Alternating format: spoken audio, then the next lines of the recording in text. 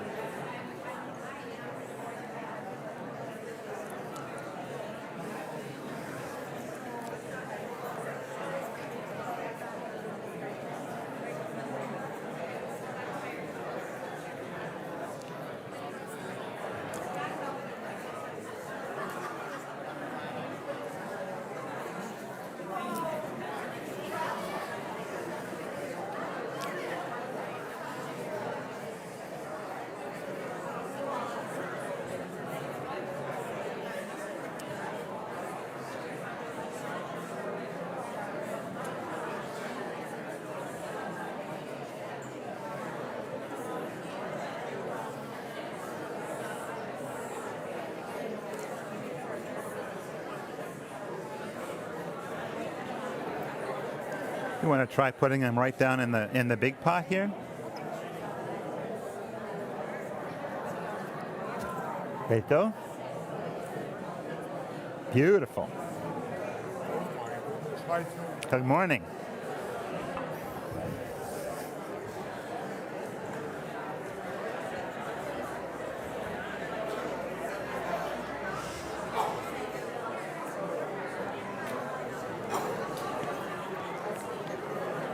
Morning, Harry. Morning, Joel. Good to see you. Nice to meet you. Sure, just put them right up there. Awesome.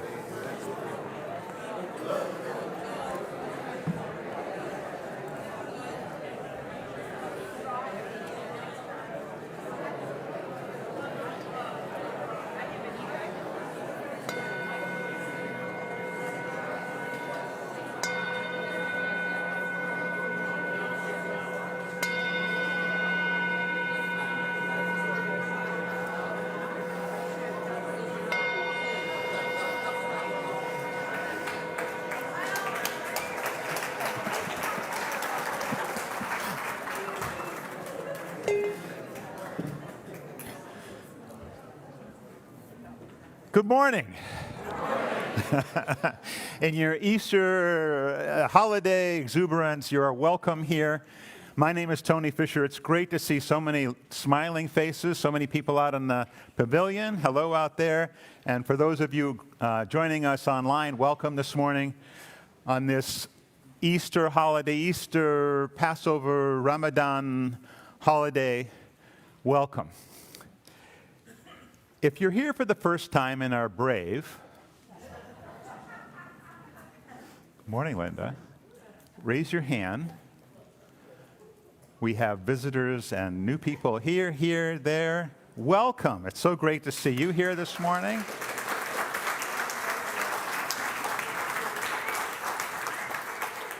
It is a joy to see some faces who are returning after a long absence. I see Linda just came up, and when was the last time you were here? It's been last year. This is great. So welcome. The Unitarian Universalist Congregation of Greater Naples is a obviously happy, vibrant, welcoming congregation freely seeking intellectual and spiritual growth.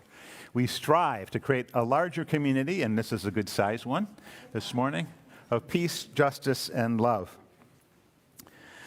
Again, if you're new here, you're especially welcome. I hope that you'll join us after the service for coffee and conversation, a chance to get to know each other. For those of you who are here normally on a Sunday morning and saw those folks who raised their hand, I hope you'll reach out and welcome all of them.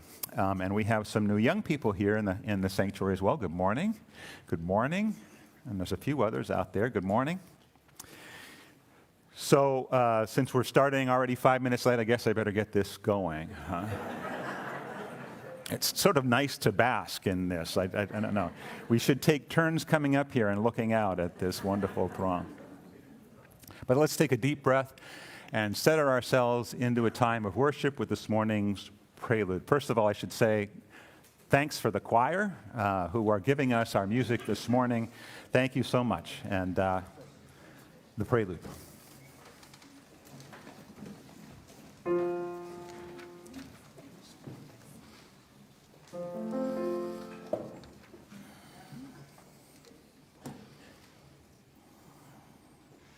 Do not leave your cares at the door.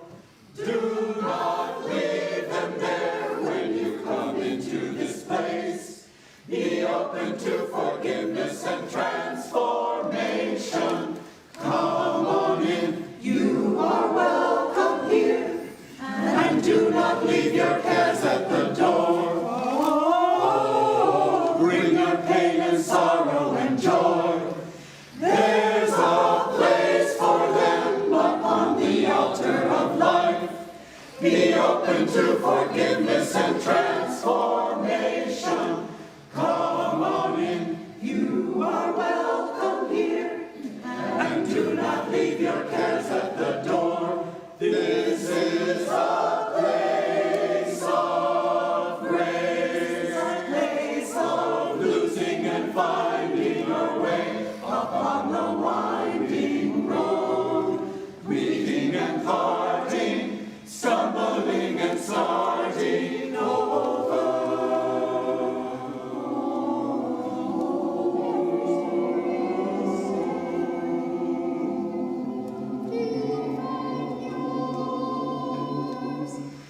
Even yours. So come on in and do not leave your cares at the door. Do not leave them there when you come into this place. Be open to forgiveness and transformation. Come on in, you are welcome. Come on in, come in, and do not leave your cares at the door. Amen. Amen.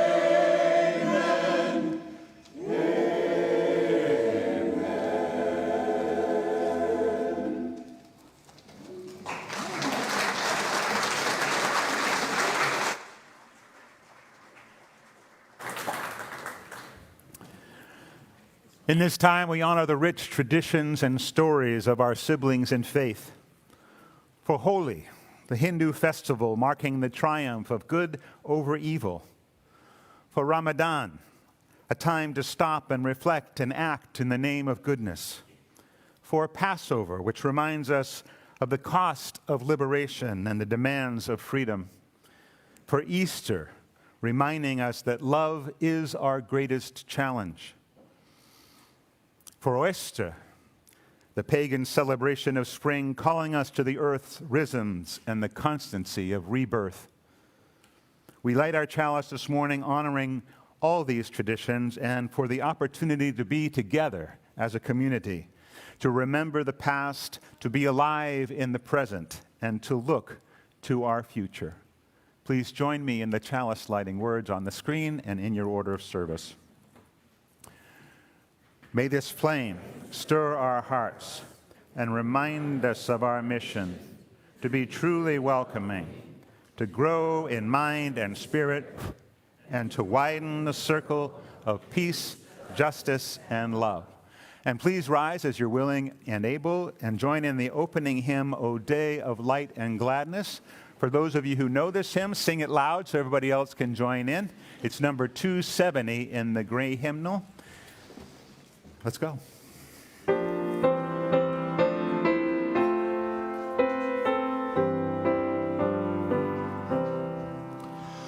O day of light and gladness, of prophecy and song, with thoughts within us waken, what hallowed memories throng.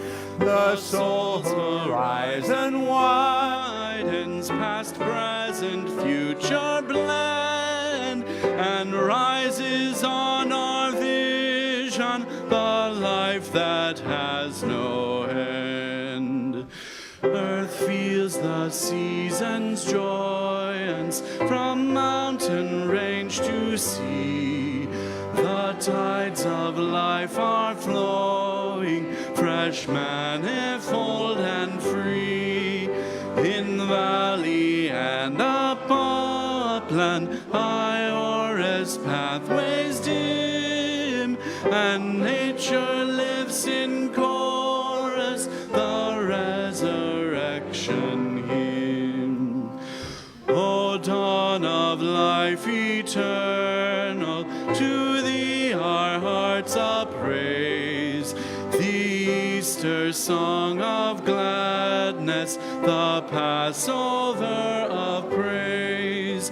Thine are the many mansions, the dead die not to thee, who fillest from thy fullness time and eternity.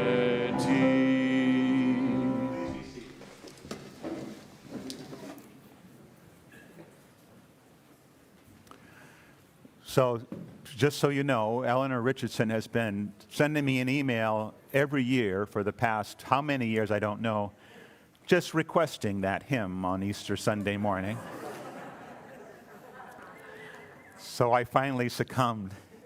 And it is a beautiful hymn after that. So how many of our religious education students are with us this morning? I see Taryn and Simon and a couple of others back there. So last Sunday with Stephanie, our religious education director, you learned about Passover and the story of the Jewish people's flight from Egypt and their time in the desert. Passover is such a rich story. Passover started this past Wednesday, for those of you who don't know, and lasts for 8 days. But the story of Passover and the Exodus from Egypt is important not only to the Jewish tradition, but also to the Muslim tradition, and also to the Christian tradition. For our Muslim brothers and sisters, this month that began a week and a half ago is very sacred.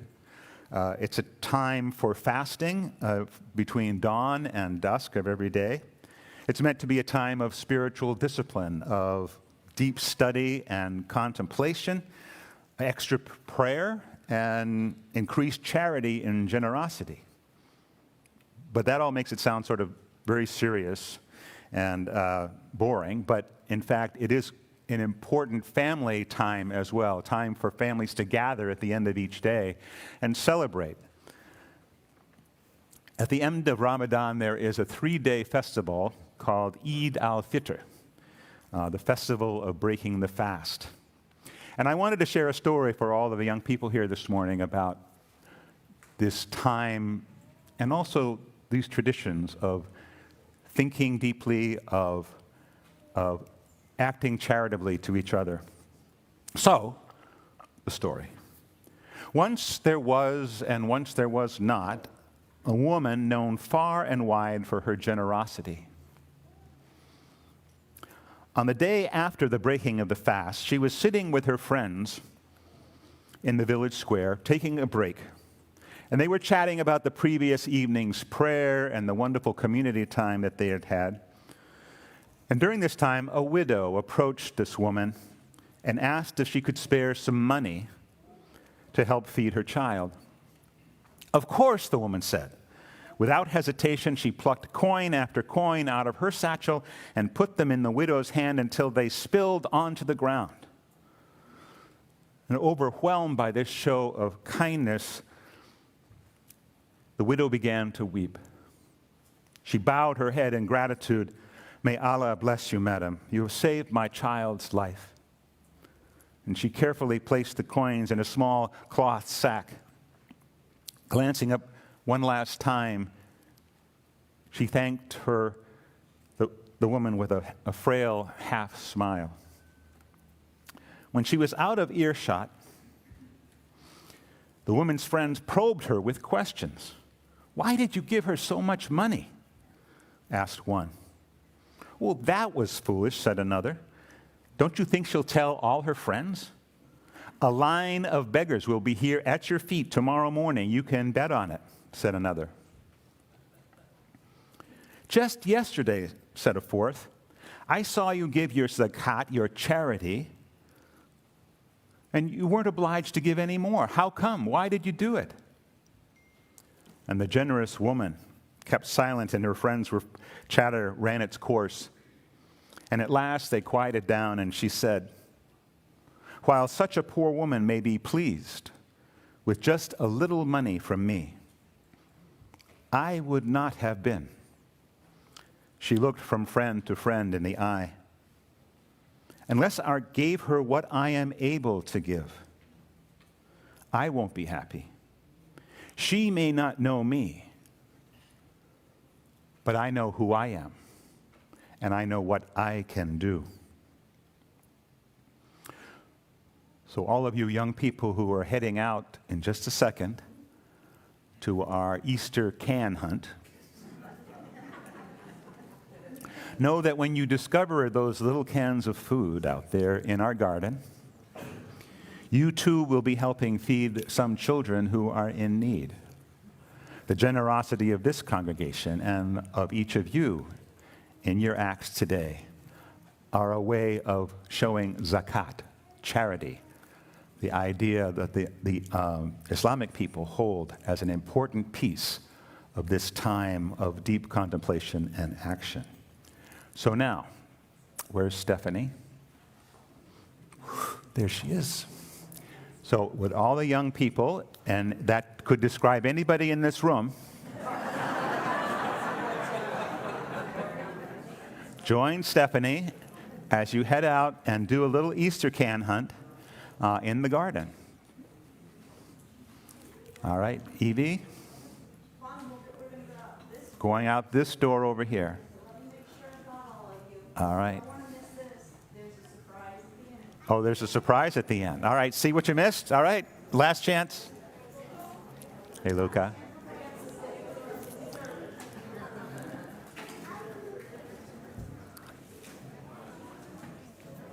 Awesome. So let's center ourselves again into a time of sharing with this morning's centering hymn, "Find a Stillness." It's number 352 in the gray hymnal. The words will be on the screen.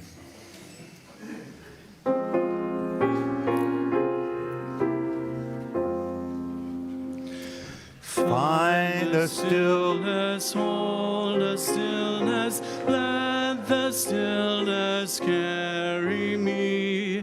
Find the silence, hold the silence, let the silence carry me. In the Spirit, by the Spirit, with the Spirit giving power, I will find a true harmony. Seek the essence, hold the essence, let the essence carry me. Let me flower, help me flower, watch me flower, carry me. In the Spirit, by the Spirit, with the Spirit giving power, I will find a true harmony.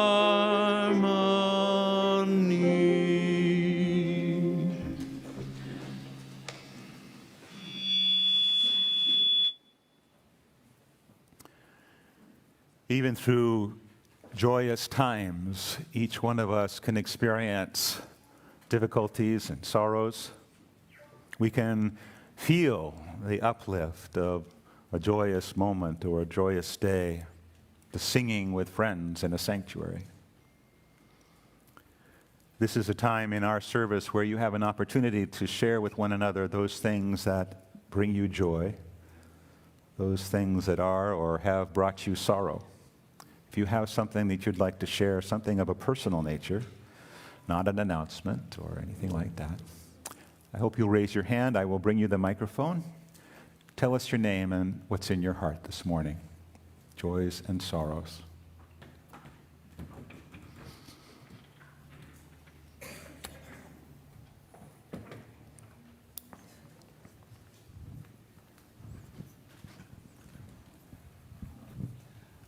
Good morning. I'm Michael Rux.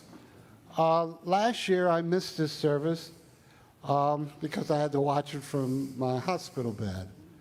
After the service, many of you brought me flowers.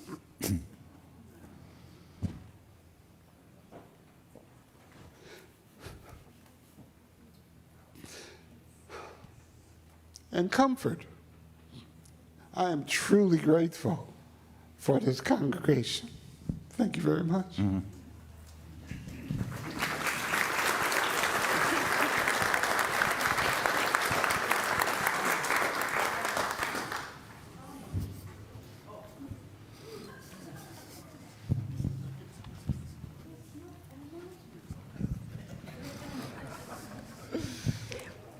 Just a quick joy. Everybody remembers Janice Rogers from this congregation. She was the head of the search committee that brought us Tony and did many other things. And she's doing well. She's living in Lexington, Kentucky, where she went to be with her son. She wanted me to just say hello to everybody, and my joy is that I'm going to go visit her for Memorial Day weekend. Awesome. I'm excited. Nice. Well, send her all our love Yeah. then, please.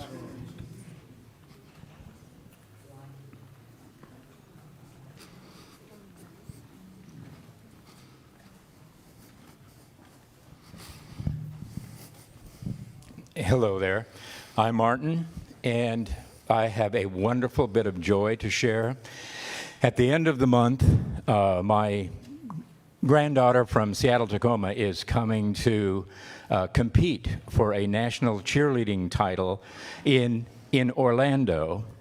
And she will not only do well, but she will do in the granddaughter of our president, Elaine Cockcroft, who also has a granddaughter performing in the same.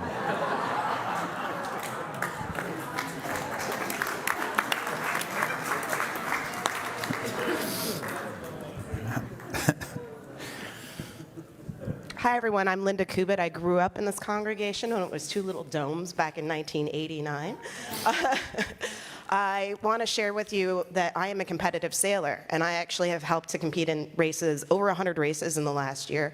And my teams have won the entire season for Canada, for the Detroit Regional Yachting Association, and I am a bow person, so I'm the person at the front of the boat, actually in control of the sails. And I'm having a fabulous time doing it, traveling all over the place, competing in long, long races, and it's been fabulous. Thank you. All right.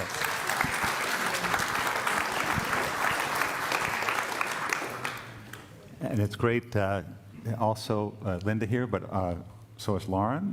Lauren also grew up in the congregation. She's out in the garden helping. So it's nice to have some of our former students return and be with us. I'm Mike Dias. We had a great last weekend in South Carolina. My husband, Steve, turned 80 years old, and his only two relatives, he has two sister-in-laws, also turned 80 years old.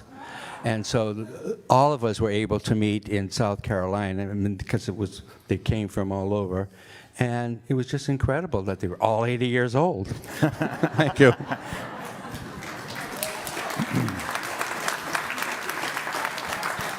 And it's probably good to be the young guy in the crowd, too. All right.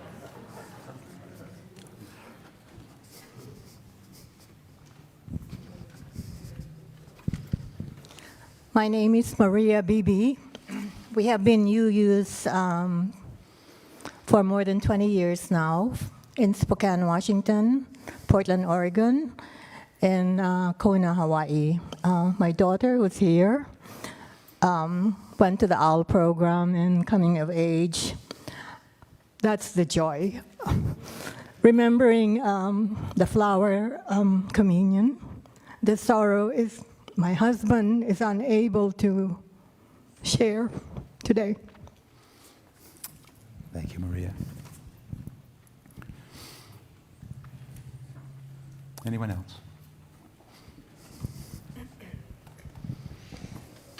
Hi, my name is Liz, and my parents were long-time members, George and Joanne Anthony, and I'm just glad to be here today to celebrate them. Thank you. Great to have you.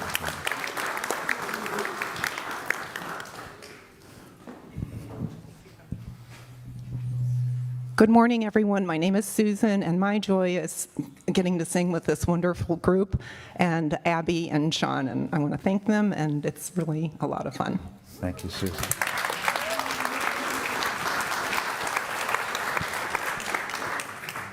Hi, I'm Barbara. I'm Abby's mom and Sean's mother-in-law, and I'm grateful to them.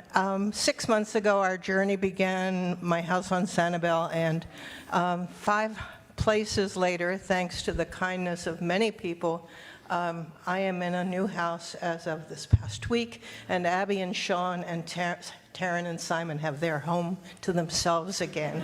So, thank you.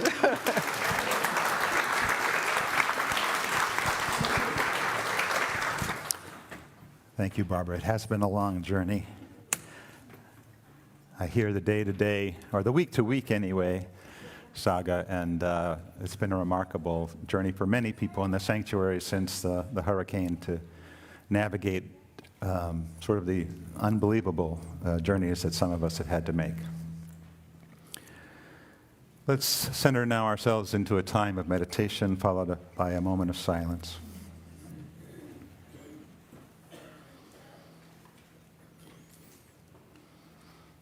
Spirit of love, God of our deepest understanding, we gather to celebrate the spirit of life that sustains us. The very air we breathe, which fires our bodies to life. The wind moving through the trees and stirring the waters on the face of the deep. We celebrate the power of gravity, which roots us to the earth, the warmth of day and the cool of night, which comforts us, the smell of grass in spring, the mystery of turning leaves in autumn. For all of this and more, we express our gratitude. Most of all, we give thanks for the invisible power of human relationship, the love we share, the caring we do, the efforts we make for others and they for us, gifts given and received, the thrill of a new experience and the joy of remembrance, the delight of passion and compassion,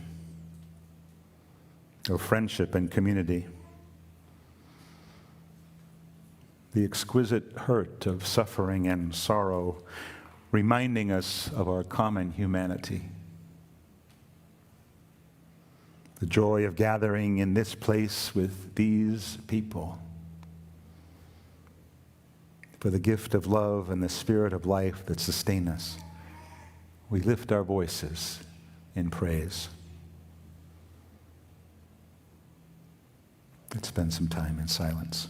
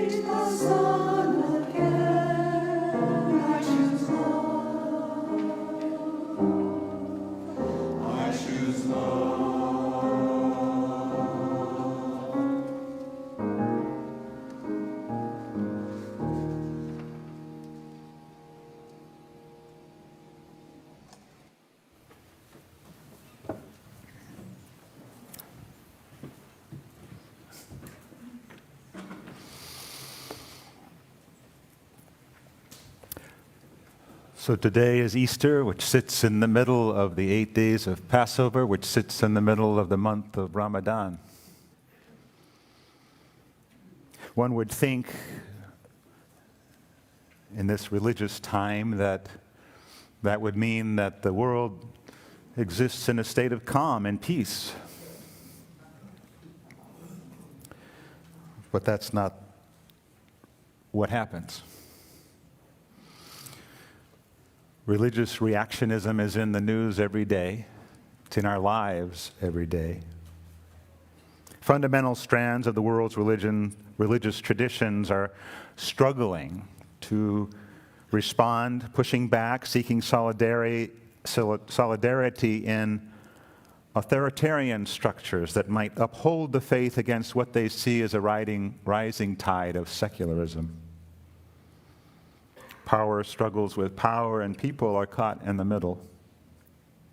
If you're a pessimist, you might say the world is going to hell in a handbasket. If you're an optimist, you might say that what we're experiencing now is a difficult period of destructive resistance to what must be inevitable and positive change.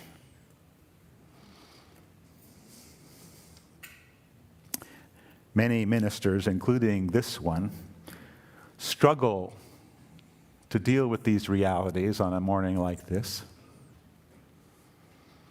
Sometimes it's easier to talk about Passover and Ramadan. Those stories are slightly separate from our own identity as Unitarian Universalists coming out of the Judeo-Christian tradition. The Exodus story is important not only to the Jewish people, but also for Christianity and for Islam, as well as being foundational for Western democracy. For the Jewish people, the Exodus story constitutes the archetype that binds together two of Judaism's most fundamental themes, exile and redemption. The saga plays out over the first 4 books of the 5-book Torah and speaks to God's liberation of the Hebrew people from bondage in Egypt and through the subsequent years of wandering in the desert. The escape, so the story goes, as God, acting on their behalf, unleashed the 10 plagues on Pharaoh and on his people.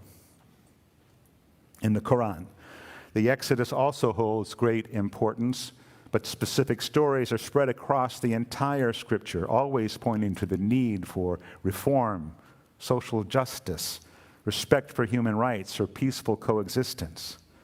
In the Quranic stories, the forces of justice and arrogance are pitted against each other. Excessive use of power leads to persecution and the usurpation of human rights. Thus, Pharaoh and his leaders who claim to hold the greatest power, but who use it excessively and without mercy against the Israelites, are portrayed as arrogant. And God intervenes to ensure justice and liberation for his people. The thing about this liberation was that it was not accomplished in one night or in a mad dash across the Sea of Reeds that Pharaoh and his chariots could not navigate, but it was a liberation that was costly, requiring many years of isolation in the wilderness. Time that a ragtag group of people might understand that this God that Moses spoke of expected right behavior from them. They were no longer subject to the whim of this God or that God. But to survive and reach the promised land, they needed to be unified as a people and accept a God who demanded that they take responsibility for their own actions and their own destiny. For Christians, the drama of Jesus' Passion Week is painted on the canvas of Passover. Its memories of past deliverance and its hopes for a future one. When studied, it's a rich and complex story. But generation after generation have tried to simplify it, not only the story, but the teacher who inspired it. The Greeks, uncomfortable with this teacher, and his human inconsistencies, and particularly uncomfortable in the way that he died, envisioned Jesus as the Logos, the Word of God, envisioning him as God, and only briefly confined to this life. He became a philosophical idea, explaining to the world why a caring God allowed suffering and death. Some early church leaders saw Jesus as the Prince of Peace, though some believed he would accomplish that by leading armies that would bring the world under Christian domination. Early church leaders wanted to envision Jesus as an ascetic, someone who demonstrated the discipline of living that would prepare people for the next world. 18th century rationalists thought of Jesus as the preeminent philosopher of common sense, who set forth simple rules for living that anyone could see were reasonable and just. In the early 20th century, a time that was devoted to the expansion of business and industry, some came to see Jesus as the greatest salesman of them all. And about that same time, the social gospel ministers found in Jesus a revolutionary socialist. Certainly, the scriptures can't justify all these images together. Unfortunately, the one image that didn't stick was the idea of a rabbi, a Jewish teacher who inspired loyalty. How different the world would be if Christians had been taught to appreciate that the man who inspired such a following was a rabbi named Joshua ben Joseph, and not a Greek named Jesus. In our own time, many people turn away from Jesus because of the baggage that has been accumulated around his image. Dr. Leonore Teifer, educator, author, researcher, winner of a Lifetime Career Award from the Association of Women in Psychology, and a member of the Community Church of New York, is also an activist, but has a very different perspective on Jesus and Christianity. She writes, "It's been a circuitous journey to Unitarian Universalism for this New York Jew. But for the past 18 years, I have found at the Community Church of New York a congenial religious community of support and inspiration. Reciting our affirmation on Sundays, I am comfortable stating that we recognize in all prophets a harmony, and in all scriptures a unity. But when someone asks me point blank how I feel about Jesus, dark clouds fill my vision.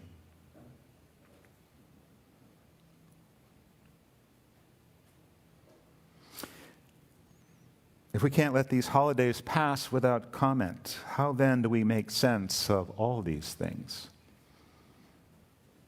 All that brings us joy, all that brings us pain.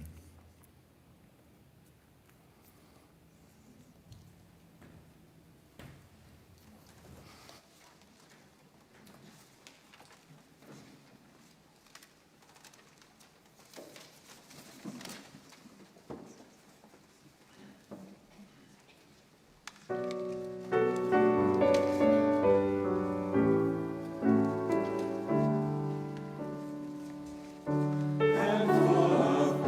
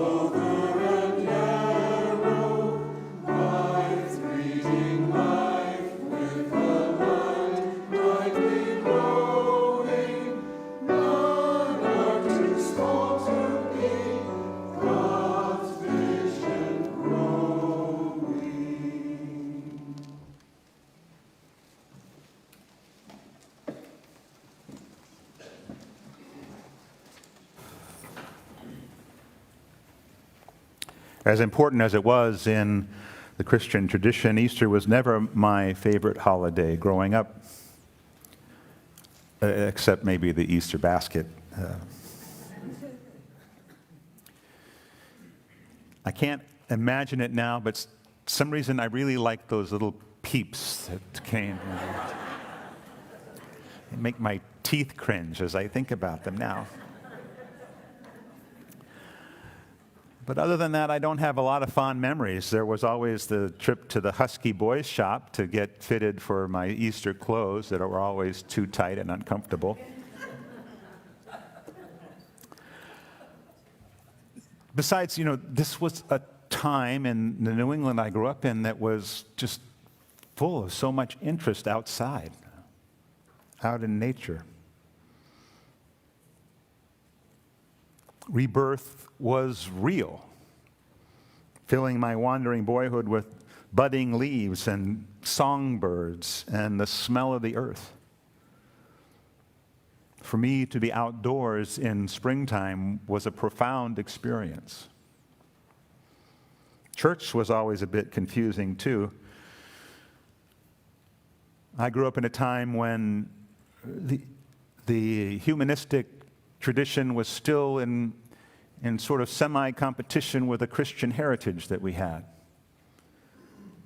So the denomination itself was undergoing some change. We had readings from the Gospels, but the talk was more about the turn of the season. In our 1964 hymnal, the famous Protestant hymn, "Christ the Lord is risen today," had been supplanted. The same tune, but the words were, "Lo, the earth awakes again." My mother, of course, would sing the original words, just confusing me even more.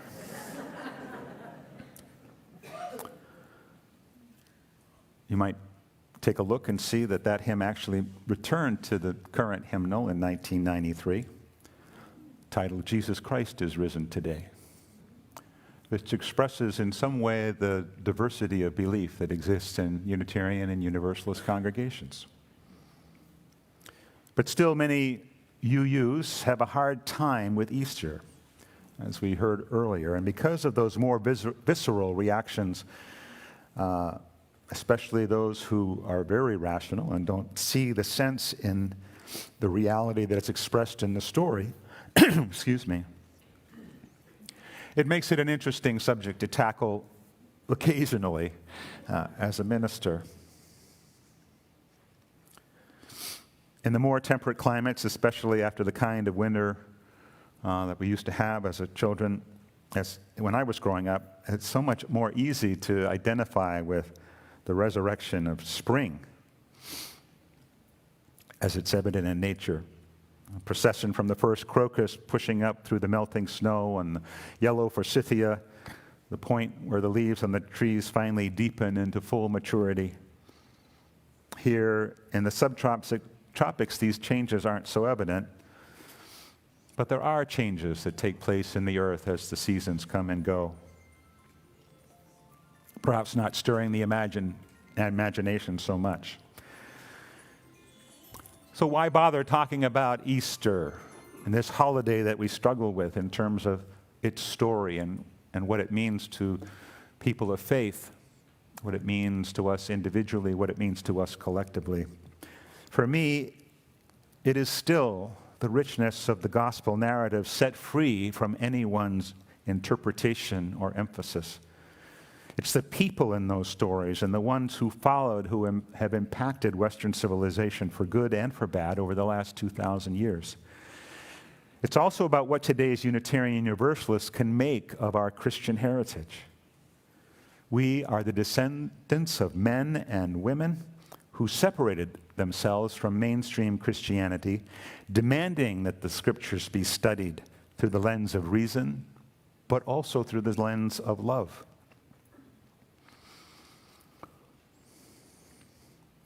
Admiring and appreciating the teaching of Jesus as I do does not make me a Christian necessarily.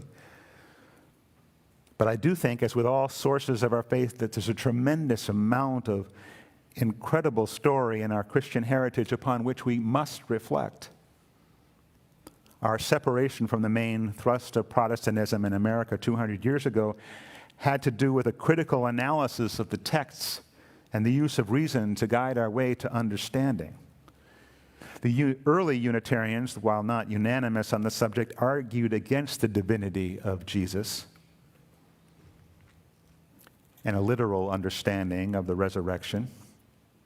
And for well over 100 years, the sense of Easter that held sway in Unitarian congregations was based on the belief that the loving Spirit of Jesus had triumphed over death and had passed into the community of disciples who formed the early church.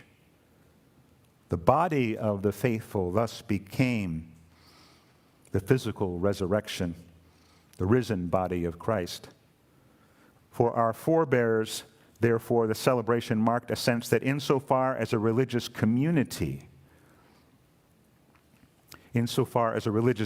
continued to embody that loving Spirit, then it continued to embody the resurrection.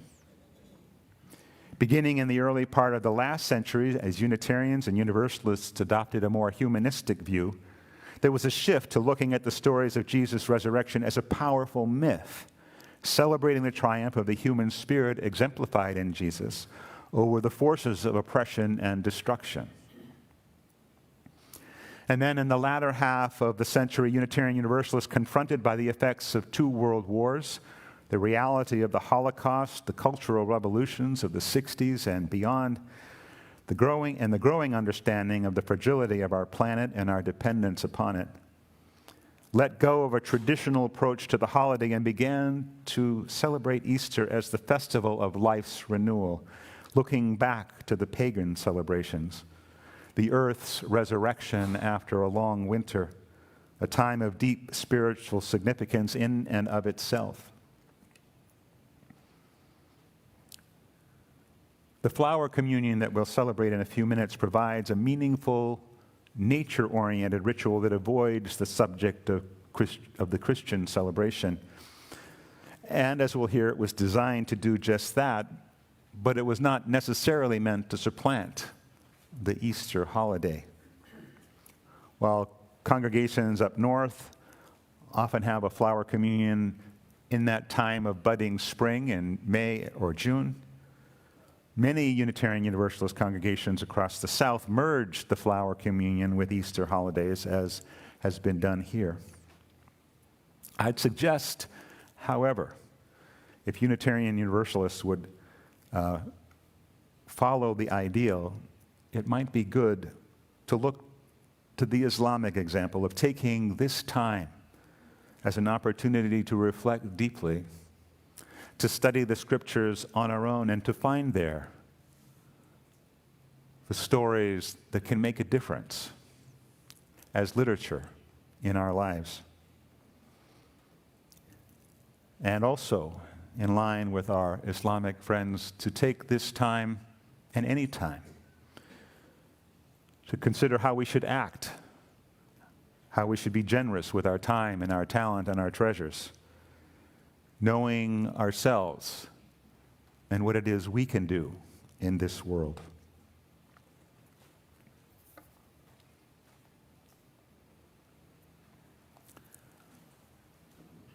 Let's take a moment to reflect on this wonderful music and on the words spoken today and show our gratitude for this community and all that it does.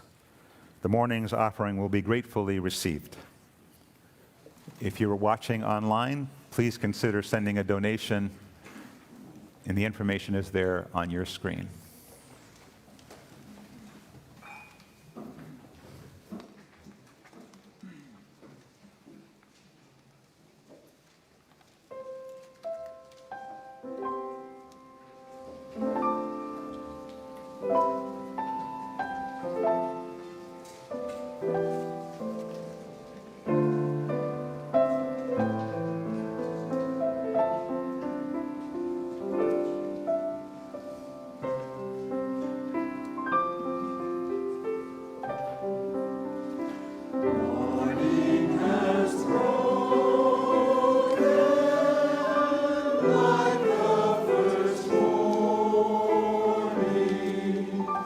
Blackbird has flown.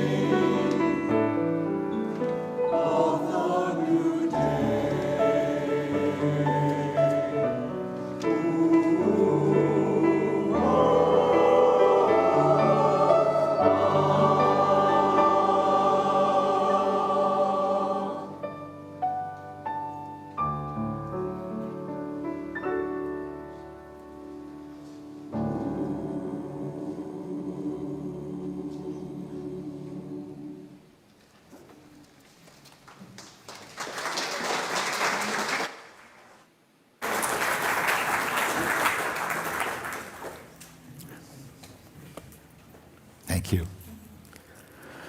As our young people rejoin us in the sanctuary, it's time for us to share in a ceremony that was introduced in 1923 by Norbert Čapak, who founded the Unitarian Church in Prague, Czechoslovakia, at one time the largest Unitarian congregation in the world. Čapak introduced this special service to that church on June 4th, 1923. For some time, he had felt the need for some symbolic ritual that would bind people more closely together. The format had to be one that would not alienate any who had forsaken other religious traditions to be present. So he turned to the native beauty of their countryside for elements of a communion that would seem genuine to them. This simple ceremony was the result. The significance of the flower communion we are about to share is that no two flowers are alike, as no two people are alike, and yet each has a contribution to make. Together, the flowers form a beautiful bouquet, which would not be the same without the unique addition of each flower, but which also becomes something more than the sum of its parts. So it is with our church community. As a congregation, we would not be the same without the light and life of each one of us that comes into relationship. And by exchanging flowers, we show our willingness to walk together in the search for truth, disregarding all that might divide us, and it's appreciating the qualities others bring that are different from our own. In a moment, our children would come forward to help us distribute these flowers, and Abby will provide some soft music in the background, but I will ask that you wait for and receive your flower quietly, reverently, with a sense of how important it is for each of us to receive our world and one another with gentleness, justice, and love. The flower you receive will be different from the one you brought, and remember to handle it carefully. It is a gift that someone else has brought for you. It represents that person's unique humanity and therefore deserves your kindest touch. So as we begin and invite our children forward, let's share quietly in this Unitarian ritual of oneness and love.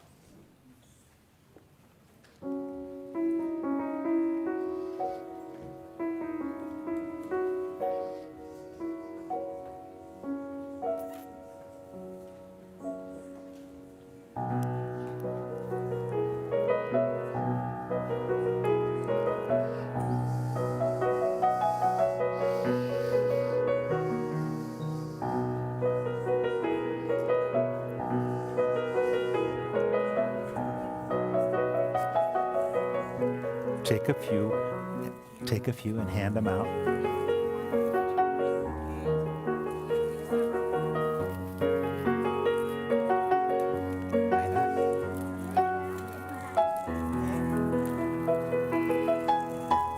Simon, gonna take those, or you're looking for something special?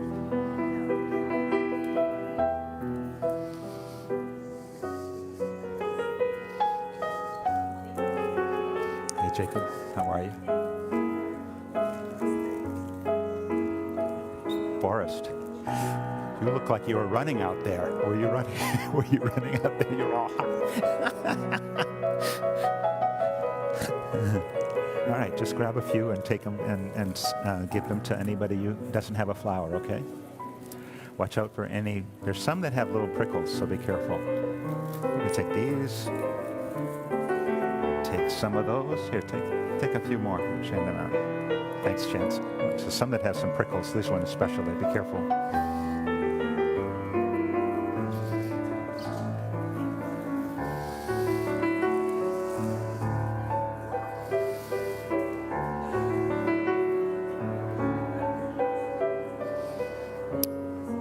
Perfect, Nyla. Excellent.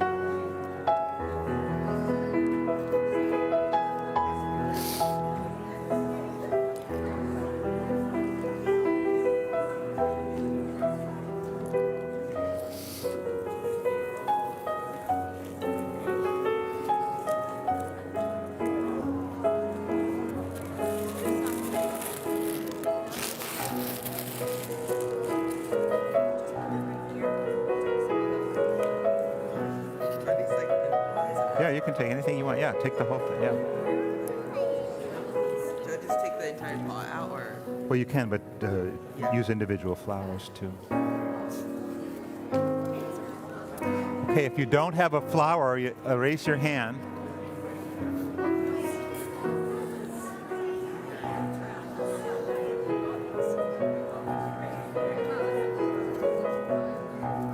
Who doesn't have a flower?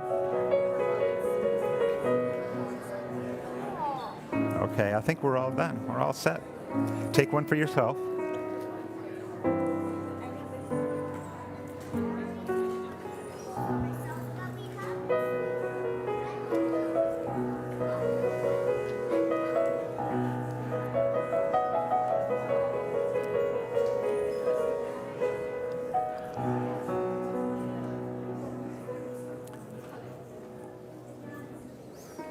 Okay, we'll need volunteers after the service to sweep up afterwards.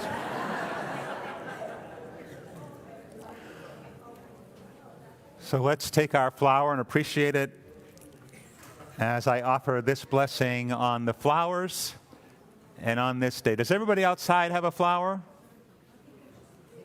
All right, excellent.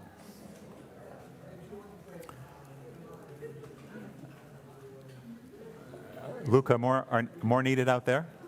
More people need flowers out there? Okay. Wow. All right. Well,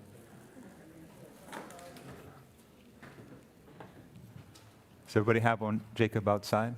No? All right. There's some more flowers on the back in the vestibule, so you can grab those for folks. Take the whole bucket out there, and we'll make sure everybody has them.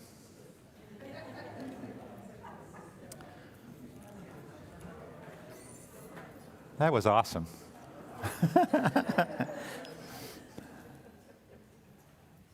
All right. So as you take this flower and appreciate its beauty, understanding it's a gift from someone else who brought it this morning, or from some sort of well-thinking soul who brought a whole bouquet. Let's take a moment and in the spirit of meditation once more. Spirit of life, transient and imperfect, these blossoms are still gifts of infinite value, like ourselves. Too often we seek permanence and perfection, resisting change, blind to our shortcomings. May these flowers serve as a reminder, for despite their imperfections, they still have integrity. And though they are transient, they contain the seeds of transcendence, just like ourselves. Let us then also open ourselves to the mystery and wonder, fretting not about small mishaps or even great misfortune, loving enough to share our strengths and our weaknesses in community. For the life of a new world is at our fingertips. And our own true inner glow, combined with so many others, can light the way. Amen. And now, let's rise as you are willing and able and join in singing our closing hymn, number 64 in the gray hymnal, "Oh, give us pleasure in the flowers today." The tune will be familiar. And the third verse, we're going to let the choir sing it by themselves over here. For some reason, I don't quite understand, but that's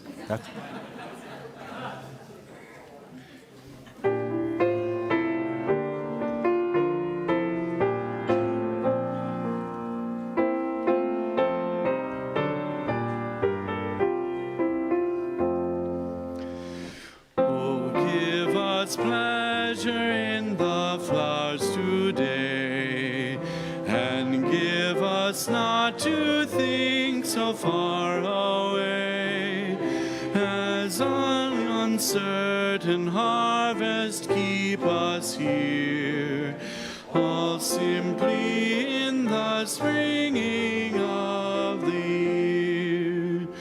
Oh, give us pleasure in the orchard bright, like nothing us by night, and make us happy in the happy bees, the swarm dilating around the perfect tree.